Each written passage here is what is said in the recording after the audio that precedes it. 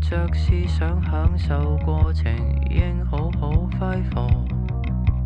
為着盡情地痛苦與快樂，順應高低起落，遊走於感官體驗，無非找一種自覺，把所有天大難事拿着美感拼命量度，空虛協同流入我有約的歌，幻化做我唱上的話，也沐浴耳朵悠然些下，過來成優雅，夜長夢多，不必過度注視，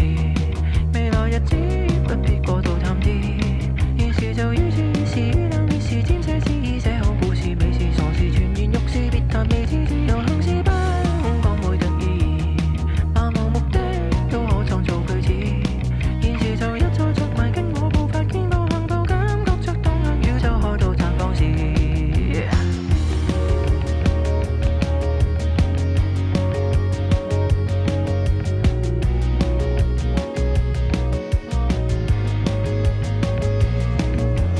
活着就得當下，這人方可等於我，但願盡情地自愛與慶賀，無謂談什麼功過，又像藝術的生存痕跡，不分好或錯，只想探身潛入去，浸浸色受刺激，沒意欲求助，也並無不可，夜長夢多，不必過度注視，未來日子不必過度探知，現時就於此時與那你是沾些詩意，寫好故事，美事傻事全然欲試，別談未知，自由行是不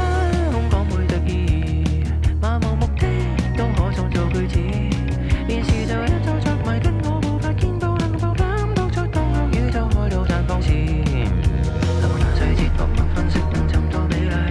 來回過數個現實之間看各種矜貴，並沒有謂無謂，現況是停滯，堪稱共雷雕花得我投入肆意發揮，有常期盼日後開心才難以快樂，人們太過度念着舊時極沮喪，掉低手中一碗時光，覺得兩上千錯鏡放，接不你手中開始對你裝上，共一個點光，通通通通風光，夜長夢多，不過是故事，未來日子根本未有所指，現時亦只有現時，不說大志，不想反思哲學文字概念空廢，未曾揭示自由意義，未能了事，不要講往後的事，就留在此為了欣賞滿真詞，要為這優雅劇場繼續沉澱搜索路過的瑣事，身體內口眼鼻耳感官放大，仿似是友誼。